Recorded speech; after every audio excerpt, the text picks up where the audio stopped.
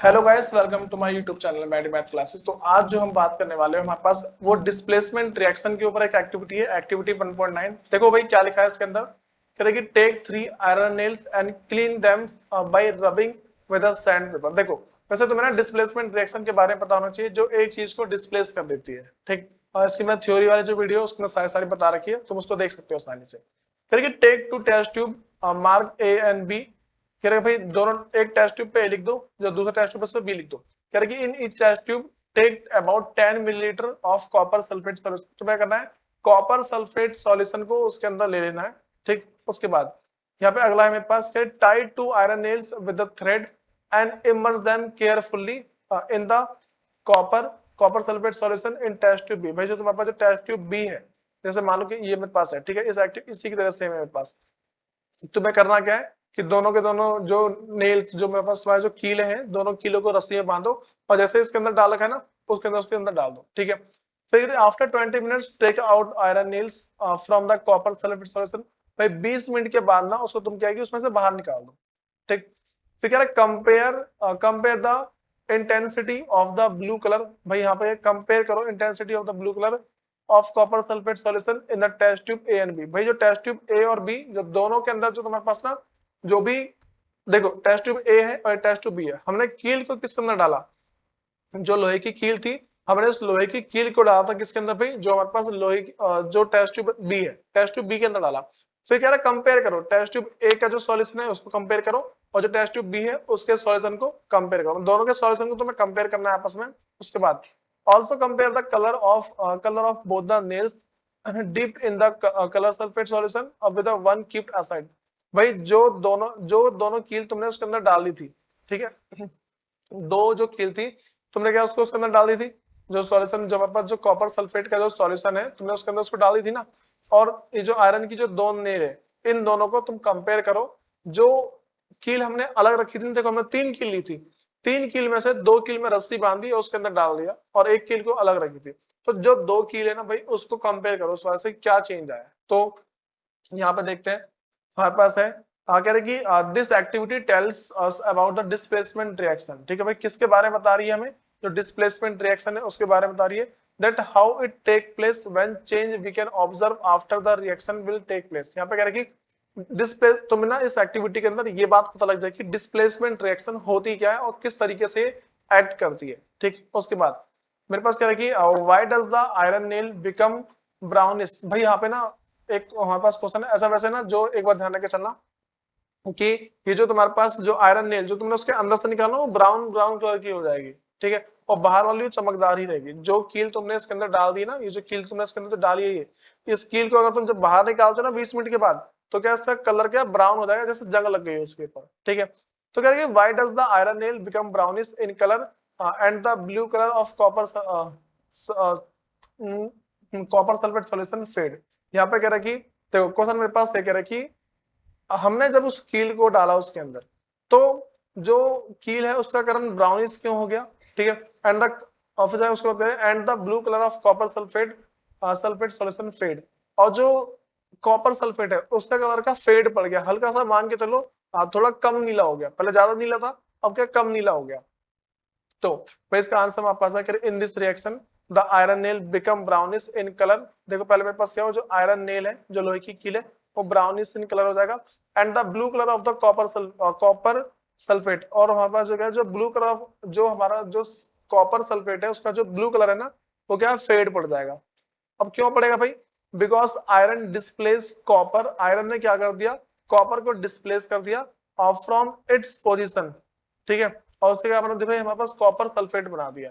ठीक, जो हमारे पास है कि जो कील है, ठीक है, कील ने क्या किया है, जो हमने यहाँ पे सॉल्यूशन लिया था ना, कॉपर सल्फेट का जो सॉल्यूशन लिया है, कॉपर सल्फेट के सॉल्यूशन के अंदर क्या हुआ, देखो जो हमारा कॉपर सल्फेट का सॉल्यूशन है, जैसे इसके अंदर कील डाली गई, तो कील डालते क्या हुआ, वो एक तरीके से वही मान लो वहां से डिस्प्लेस होने शुरू हो गई, उसके अंदर जो भी कॉपर है वो क्या डिस्प्लेस हो गया। तो यहाँ पे वही कह रहा है बिकॉज आयरन डिस्प्लेस, मतलब आयरन ने क्या कर दिया, डिस्प्लेस कर दिया और फ्रॉम इट्स पोजिशन, जो हमारे पास कॉपर सल्फेट में से आयरन, जो हमारे पास कॉपर है उसको अलग कर दिया कील ने।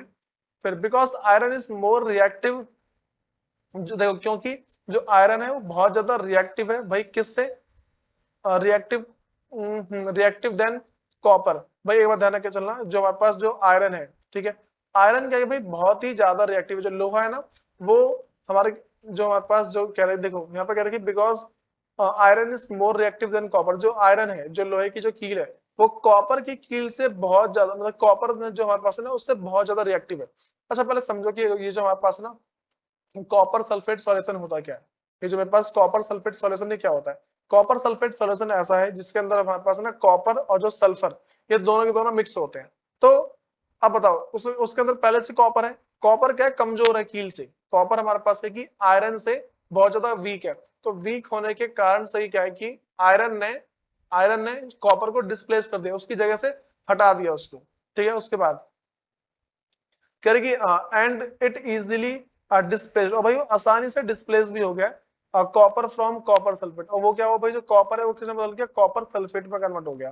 ठीक, अगला मेरे पास है मतलब सी आगे, and that's why the colour of copper sulphate solution changes from blue colour to fade colour. ठीक है, और ब्लू कलर से मेरे पास किसमें चेंज हो गया, वो फेड कलर के अंदर चेंज हो गया। तो मेरे पास जो इसका रिएक्शन है ना भाई, वो इसको याद कर लेना। ठीक, यहाँ से लेके पूरा तुम्हें लिख लेना, यहाँ तक लेना, लिखना तो पूरा पूरा है। और उसके बाद इस रिएक्शन को अच्छे से याद कर लेना। ठीक है, उसके बाद ना मैं तुम्हें इसकी एक अगली बात कुछ और बता रहा हूँ, जैसे जो पूरा पूरा तुम्हें रिएक्शन बता रहा, जैसे मान लो कि यहाँ पे आयरन नेल ऐसी थी। ठीक है, iron nail taken out from the copper, जो कॉपर से जो आयरन नेल निकाली, मतलब कॉपर सल्फेट का जो सॉल्यूशन है, कॉपर सल्फेट के सॉल्यूशन में से जो हमारे पास जो कॉपर सल्फेट है, उसके सॉल्यूशन में से जब हमने कील को निकाली, तो भाई देखो उसका कलर यहाँ से ऐसा चेंज हो गया। ठीक है, पहला उसका कलर कैसा था, अब देखो उसका कलर कैसा हो गया। उसके बाद देखो ये कह रहा है कॉपर सल्फेट सॉल्यूशन जो मेरे पास टेस्ट ट्यूब ए है। ठीक, और उसका जो मेरे पास टेस्ट ट्यूब मेरे पास कौन सा है, मतलब कि जो टेस्ट ट्यूब बी है, ये मेरे पास टेस्ट ट्यूब ए ये वाला है, उसका ब्लू है, और ये क्या फेड पड़ गया। मैंने क्या बताया, देखो जैसे ही ना इस आयरन की कील को इसके अंदर डाला, इस आयरन की कील को जैसे ही इसके अंदर डाला, देखो पहले ये क्या था भाई, पहले ये ब्लू था कलर में, पहले ये क्या था हमारे पास, ब्लू था कलर के अंदर। ठीक है, जब पहले हमारे पास ये ब्लू था, तो उस टाइम क्या हुआ था, जैसे ही इस वाली रॉड को, जो मेरे पास ये जो लोहे की जो रॉड है ना, ये जो जो चमकती जो रॉड है, जैसे ही इसको इसके अंदर डाला, तो अंदर डालते क्या हुआ भाई, पहले ये ब्लू था, पहले क्या कौन सा कलर था, पहले हमारे पास ब्लू कलर का था। ब्लू कलर के अंदर जैसे ही इस रॉड को डालते हैं, तो वैसे हमारे पास क्या होता है भैया, वैसे इसका कलर ना फेड पड़ जाता है। अब सुनो, तो भाई यहाँ पे मेरे पास है कि क्या पहला क्वेश्चन है, why does the iron nail become brownish in colour. तो इसका मैंने आंसर दे दिया भाई, ऊपर बता दिया, तो उसको याद कर लेना। इस रिएक्शन के लिए ना भाई तुम्हें क्या करना है, सिर्फ ऊपर का जो मैंने बताया उससे याद कर लेना। अगर तुम इस इन सबको याद करना चाहते हो, ठीक है, कि एक्टिविटी तुम इसका जो है लिखना चाहो, मतलब कि तुम्हें करना है, अगर डिस्प्लेसमेंट रिएक्शन के बारे में सीखना है, तो या फिर तुम्हें याद करने की कोई सी एक्टिविटी, तो इसको लिख दो, आसानी से हो जाएगा। ठीक, तो भाई अगर तुम्हारे एग्जाम में क्वेश्चन आता है कि give an activity showing displacement reaction, तो तुम्हें इस एक्टिविटी को ना एज इट इज बता देना। सिर्फ देखो क्या करना है, यहां से शुरू करना है। ठीक है, जो तुम्हारे पास पूरी ये जो एक्टिविटी यहाँ से शुरू करके और यहाँ नीचे तक एंड कर देना। ठीक है, यहाँ नीचे तुम्हें इसको एंड कर देना यहाँ पे, इतना मतलब कि जो यहाँ से ना मतलब कि ऊपर से लेके पूरा नीचे तक ये जो तुम्हारे पास पूरी पूरी जो एक्टिविटी है, इसको तुम्हें करना है, पूरे को ये मान के चलो लिख देना है। अगर तुम इतना लिख देते हो ना, तो तुम्हारे आंसर मतलब कि जो तुम्हारे मार्क्स में फुल में से फुल आसानी से आ जाएंगे। तुम्हें बस कितना करना है, अगर ये वाली एक्टिविटी आ जाती है तो भाई इससे पहले मैंने जितना भी करवाया, पहले वो सारी एक्टिविटी को कवर कर लेना। उसके बाद ना और ये जो वाली एक्टिविटी है, इसको एक बार दोबारा रिवाइज करना। भाई तुम्हें एक्टिविटी में से फुल मार्क्स लेने होते हैं। अगर तुम्हें 10th में अच्छे मार्क्स लाने हैं, तो इन सबको कर लो। और 10th में अच्छे मार्क्स लाना जरूरी इसलिए है क्योंकि अगर अच्छे मार्क्स नहीं आए, तो जो सब्जेक्ट तुम चूज करना चाहते हो, मतलब कि तुम साइंस लेना चाहते हो या कॉमर्स लेना चाहते हो, तो भाई तुम्हें वो मिल नहीं पाएगी, इतनी दिक्कत की बात है यहाँ पे। ठीक है, वैसे साइंस से साइंस पे फर्क पड़ता है।